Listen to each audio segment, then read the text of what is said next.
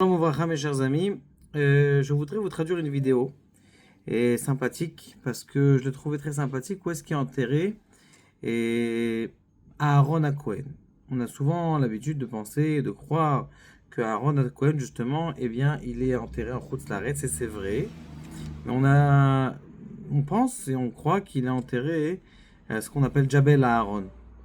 Et c'est un professeur ici qui est là et qui nous explique que c'est pas ça exactement.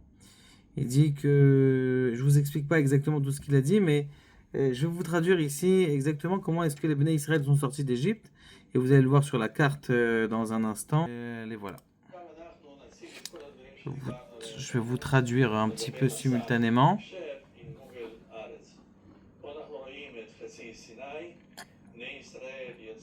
Le Béné Israël, il sort de Ramsès.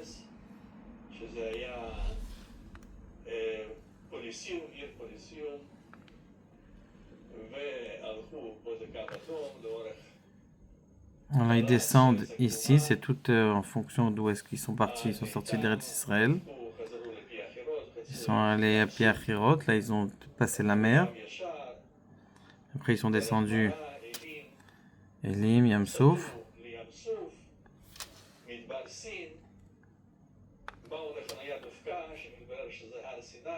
Voilà, ici c'est cet endroit du Har Sinaï.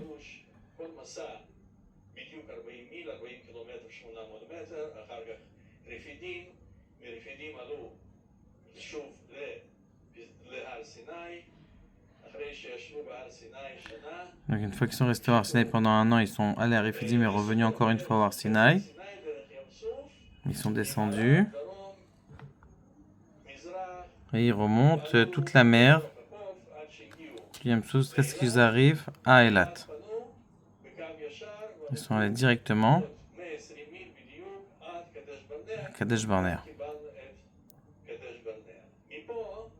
À cet endroit, à partir de cet endroit, les Meraglim sont rentrés en Eretz Israël. Ils sont rentrés à Nachaloz jusqu'à Or, là où a priori est enterré Aaron à Cohen. C'est ce qu'il dit selon lui le Martesh Ramon. Donc là, ça c'est les Meraglim. Ils vont donc sur la tombe des, comment on appelle ça, des patriarches.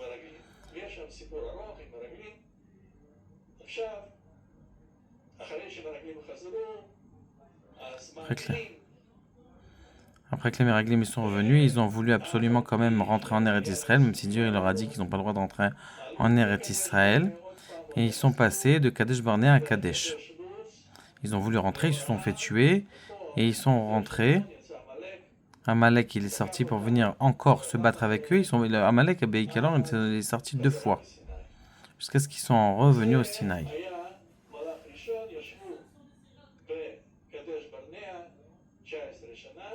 Ils sont restés 19 ans là-bas.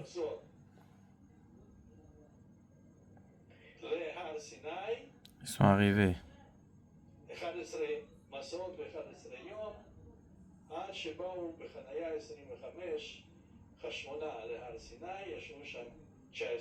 ils sont restés 19 ans. Ils sont revenus. Et ils sont repassés encore une deuxième fois dans le même chemin. Parce qu'ils étaient arrivés déjà à la porte d'Israël. En fin de compte, du coup, maintenant, ils sont revenus tout simplement. Puisqu'ils ont fait la faute des Meraglim. D'ailleurs, c'est très intéressant ici parce que, justement, vous voyez comme quoi ils ont fait le même chemin. Une fois, ils ont fait le chemin pour arriver en Israël. Et une fois qu'ils ont fait le chemin pour arriver en Israël, et ils sont retournés par le même chemin après les 40 ans qui devaient de toute façon rester dans le désert.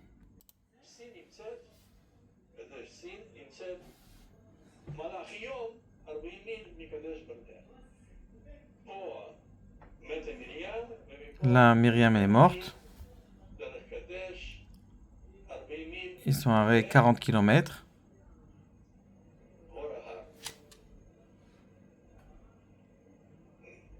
Et là, c'est Or, selon ce professeur, et non pas du côté du Jourdain.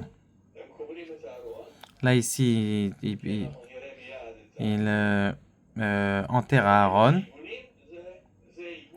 Ce qui est intéressant, hein, c'est que il a expliqué,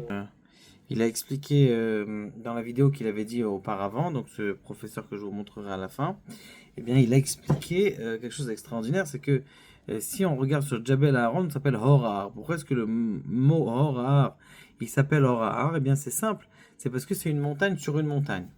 Maintenant, l'endroit où Jabal Aaron est là-bas, c'est pas une montagne sur une montagne, c'est une petite montagne, et Birlal, il y a d'autres montagnes à côté qui sont beaucoup plus hautes que lui.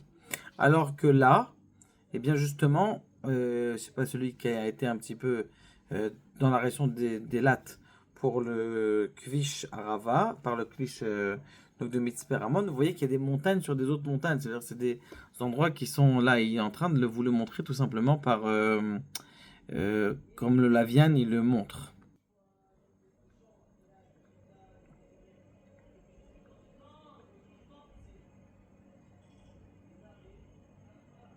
Donc là justement il est en train de montrer toute la nomenclature de comment est-ce que Aaron, c'est ça, ce serait l'endroit du kever de Aaron.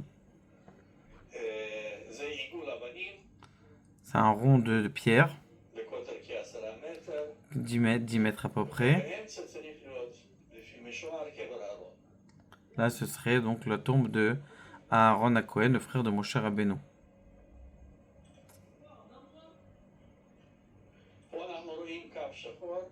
Ici, on voit un coin qui est noir.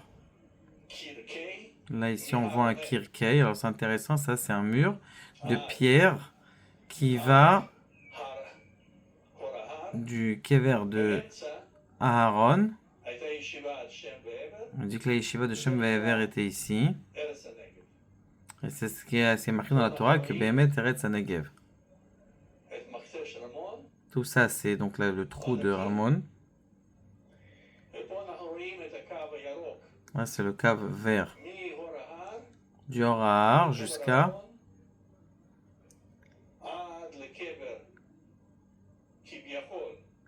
le kever a priori, selon ce que les gens y vont aujourd'hui où ils croient que c'est là-bas, c'est le kever de Esav et que ce n'est pas le kever de Aaron.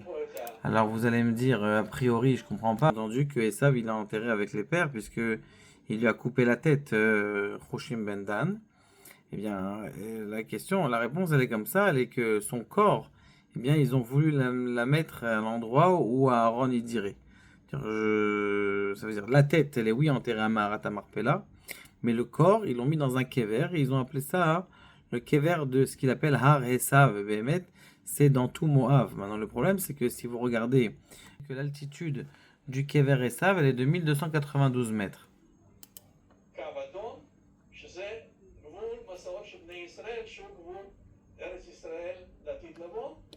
C'est jusqu'à cet endroit où Eretz Israël il sera dans le futur. C'est ça qu'on est censé avoir.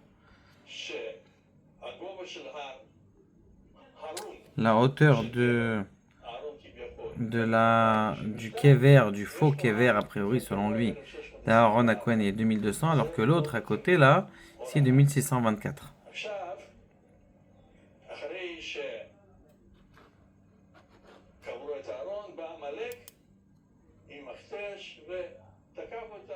Et Amalek est arrivé